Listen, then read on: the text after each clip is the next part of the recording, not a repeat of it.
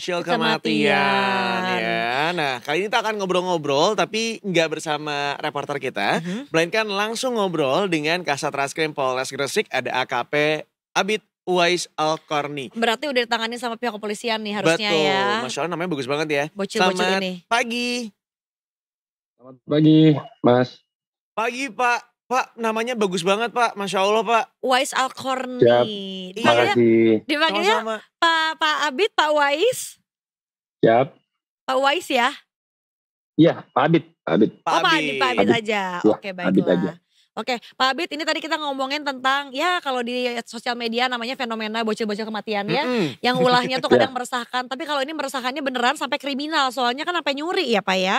Nah ini Iya, boleh dong betul. diceritakan kasus pencuriannya tuh pertama keciumnya dan ketahuannya tuh seperti apa sih? Karena dengar-dengar kocak ya udah nyuri sepeda motor tapi mau dibawa kabur gak bisa gitu. Siap. Kami jelaskan sedikit terkait dengan kejadian tersebut. Awal mulanya polisi berhasil mengungkap kasus ini karena adanya laporan dari masyarakat, yang mana masyarakat itu curiga terhadap 3 orang anak ini atau ABH, yang mana mendorong motor lalu ditanyakan tanpa identitas ataupun malah melarikan diri pada saat ditanya oleh masyarakat. Lalu masyarakat melapor kepada polisi. Kita tindak lanjuti dan benar ternyata motor yang dibawa dari ABH 3 ABH ini yaitu motor curian yang diambil di salah satu parkiran di wilayah alun-alun Kota Gresik. Oke, Pak Abid, punten maaf sebelumnya, anak-anak bocah SD ini tuh rata-rata umurnya berapa ya Pak Abid? Untuk 3 ABH ini umur 12 tahun. 12 tahun. Kurang lebih kelas 6 SD atau kelas 1 SMP begitu ya? Tapi kan mereka juga untuk bawa motor juga masih keberatan kali ya di umur 12 tahun itu ya? Iya, betul. Dari kalau umur segitu memang untuk surat-surat ataupun dokumen izin kendaraannya pun juga belum ada. Terus bagaimana mereka kemudian bisa, ibaratnya kan kalau misalnya nyuri motor, dia kan biasanya di stang tuh Pak. Berarti dia gimana cara ngebobo stangnya sampai bisa dibuka dan jadi kalau melihat dari motif dari ketiga ABH ini,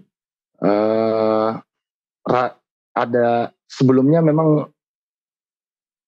sudah beberapa kali melakukan aksinya, yaitu di 4 TKP ya. Berarti ini bukan yang pertama TKP. Pak? Bukan. Astagfirullahaladzim. Sudah keempat kalinya. Ya ampun. Itu gimana cara mereka melancarkan aksinya Pak? Jadi keempat kali, ini yang keempat yang kita.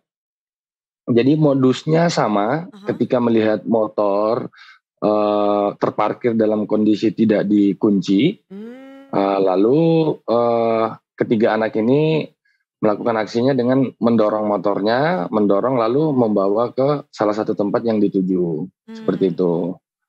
Nah nanti ketika merasa sudah aman, ketemu dengan seseorang yang mungkin spontan ketemu di sana, lalu dijual dengan harga yang tafsirannya sekitar 150.000. Astaga. Pak, ini tapi kan ya lagi-lagi kan anak kecil ya di bawah umur gitu dan udah berkali-kali melakukan hal tersebut. Apakah sudah diselidiki nih Pak? Apakah mungkin dia ada pengaruh dari luar tentu saja begitu ya, dan juga mungkin ada pihak-pihak lain yang mungkin membantu melancarkan aksi mereka gitu. Apakah seperti tadi kayak dia udah tahu sebetulnya kalau mau jual kemana gitu, tinggal ada orang di sana enggak, itu semacam tempat jual beli barang curian atau seperti apa? Enggak, jadi kami jelaskan Mbak dari isu yang kami dengar bahwasanya apakah ada keterlibatan dari orang dewasa ataupun orang yang menyuruh dari anak ABH ini. Sampai dengan proses penyidikan yang kami lakukan sejauh ini memang murni dari ketiga ABH tersebut. Jadi tidak ada pengaruh ataupun perintah dari orang dewasa ataupun kerabat maupun keluarga orang tua dari anak tersebut, seperti itu. Jadi dari hasil pemeriksaan mungkin salah satu faktor kenapa penyebab dari itu mungkin kami ini karena lingkungan sekitar dan faktor ekonomi yang menurut kami salah satu faktor mengapa ketiga ABH ini melakukan pencurian tersebut. Karena uang dari hasil pencurian sendiri itu digunakan untuk bermain, main time zone di salah satu Ramayana maupun jalan ke kota arah Surabaya, seperti itu. Oke. Untuk penadahnya sendiri Pak, apakah kemudian juga sudah ditangkap atau sudah dimintai keterangan? Jadi untuk sementara kami masih mengembangkan terkait dengan penadahnya, karena memang pada saat menjualnya itu secara spontan, yang berada di lokasi Kota Gresik, secara spontan bertemu dengan orang, lalu menjualnya pun dengan harga yang tergolong kecil menurut kami, karena seharga satu motor dijual oleh ABH ini dengan harga 150.000. Iya. Kecil banget Pak Kecil itu Pak. banget, iya. Mungkin dia juga nggak Iya, ngerti ya betul. harganya kalau motor tuh jutaan Betul. gitu. Iya. Baik, Ya, Pak ini kan udah sampai ke tangan polisi ya, pasti juga sepertinya ya, sudah nyampe lah ke orang tua mereka-mereka ini ya. gitu ya. Bagaimana Mm. responnya Pak? Dan apakah mungkin ada rencana untuk dilakukan pembinaan juga nih kepada orang tua mereka ini? Ya, jadi kemarin kami sudah lakukan juga pemeriksaan, ambil keterangan dari para orang tua dari ABH ini.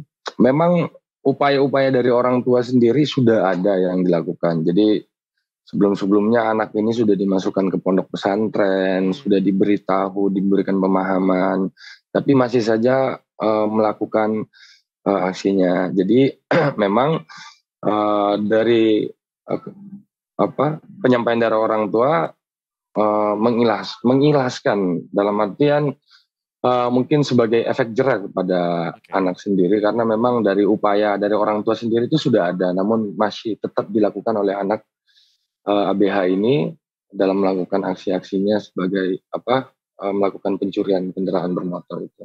Oke, jadi dibiarkan untuk dibina oleh pihak kepolisian begitu ya Pak ya. Siapa tahu Ya, setelah adanya pembinaan ini kemudian anak-anak ini bisa ya lebih nurut dan juga betul, lebih ngerti lah gitu ya. Tapi ini luar biasa betul. ya ketika sebuah motor dijual dengan harga Rp150.000 untuk mereka bermain di tempat bermain gitu ya. Ini cukup di luar Ya. nurul gitu. Boleh tahu nggak sih Pak, atau mungkin sudah ditanyakan juga kepada anak-anak ini, mereka tuh terinspirasi dari mana sih Pak? Karena umur 12 tahun biasanya kita masih senang-senangnya main gitu, kita nggak Iya, kepikiran ke arah sana ya betul. Pak. Mereka mau main sih Iya, tapi nyuri betul. dulu gitu ya sebelum Iya ke time betul. zone. Ya, kalau kami dari hasil pemeriksaan sejauh ini sih memang karena satu, kami tanyakan faktor lingkungan, merasa memang tidak ada uang, lalu mungkin karena melihat beberapa teman ataupun rekannya pengaruh dari lingkungan itu, sehingga menganggap bahwasanya dengan mencuri hal seperti itu bisa dengan mudah mendapatkan upah, lalu dipakai untuk kepentingan dari anak masing-masing ini. Karena pun dari beberapa ini mungkin yang pertama lolos merasa, oh yang kedua ini mungkin bisa, karena mungkin dari masyarakat sekitar juga tidak akan menganggap itu sebagai pencuri ya, karena satu sisi umurnya masih belia, jadi akan tersamarkan ketika mereka melakukan aksinya, seperti itu. Oke. Pak kemudian sekarang nasibnya sepeda motor ini seperti apa nih Pak? Apakah mungkin sudah ditemukan semuanya?